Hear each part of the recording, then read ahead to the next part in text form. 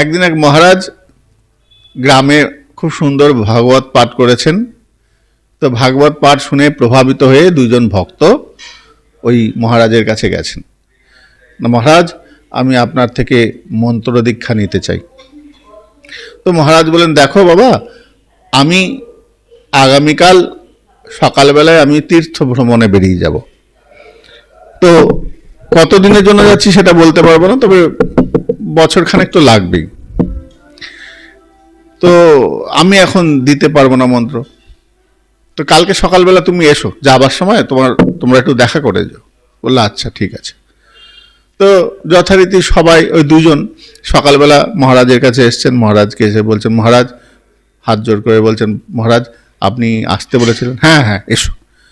তো দুজনকে 2 মুঠো শস্য দানা দিলেন, বললেন যত্ন করে রেখো, আমি যখন আসব আমাকে দিও। বললো আচ্ছা ঠিক আছে। তো দুজনা বাড়ি চলে গেলেন। মহারাজ তীর্থে বেরিয়ে গেলেন। প্রথমজন করেছেন কি, এই শস্যটা নিয়ে হাতে নিয়ে ভাবছেন যে এটা নিয়ে কি করব, কি করা যায়। তো একটা কালো কাপড়ের মধ্যে পেঁচিয়ে একটা কৌটোর মধ্যে রেখে ওই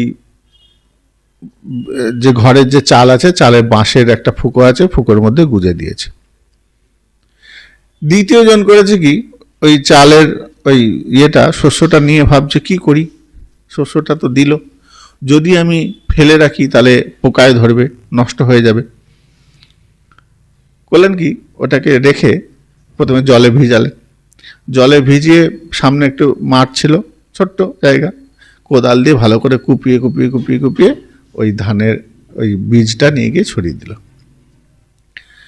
এই করতে করতে ওর থেকে আবার নতুন বীজ হলো, সেই বীজ থেকে ফসল হলো, ফসল হওয়ার পর তার থেকে আবার নতুন ধান হলো, শস্য হলো। সেই শস্যটা আবার বড় মাঠে গিয়ে ছড়িয়ে দিল। এই করতে করতে করতে তার অনেক ফসল হয়েছে, প্রায় বছর খানেক হয়ে গেছে, 3-4 বছর হয়ে গেছে।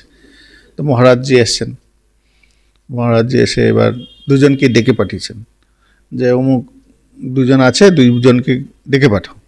তো শোনার পর দুজনাই করেছে কি, বলছে আর সঙ্গে করে আমি যে দিয়েছিলাম সেটা নিয়ে আসবে। ঠিক আছে।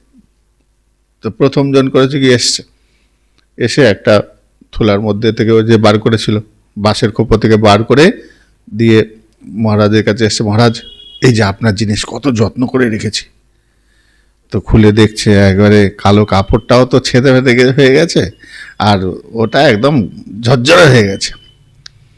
দ্বিতীয়জন করেছে কি, অনেক কষ্টে 2-3খানা গরুর গাড়ি করে ওই বস্তায় বস্তায় শস্য নিয়ে এসছে, ধান।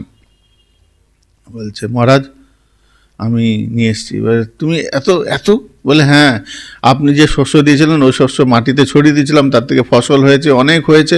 এই করতে করতে আমার অনেক কিছু হয়ে গেছে, টাকা পয়সা প্রচুর হয়েছে, সেই তার কিছু অংশ আমি নিয়ে এসছি। হ্যাঁ তাই বলে 2-3 গরুর গাড়ি করে, হ্যাঁ বেশ রাখো। দিয়ে প্রথমজনকে বলছে তুমি বাড়ি চলে যাও। কেন না, তুমি দীক্ষার পাওয়ার যোগ্য নয়।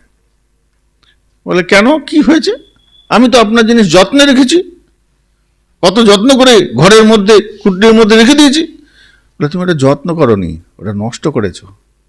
আমি যে তোমাকে বীজটা দিয়েছিলাম সেই বীজটা তুমি অপচয় করেছো, ওটা যত্ন করনি। যত্ন কোনটাকে বলে, ওটাকে মাটিতে দিয়ে রোপণ করে মাটিতে প্রতিদিন জল সেচন, প্রতিদিন দেখা, কত কাজ এটা করেছে, তার থেকে ফসল হয়েছে, বীজ হয়েছে। তো সেই বীজটা ফসল হবে, তবে তো গিয়ে আবার নতুন করে হবে।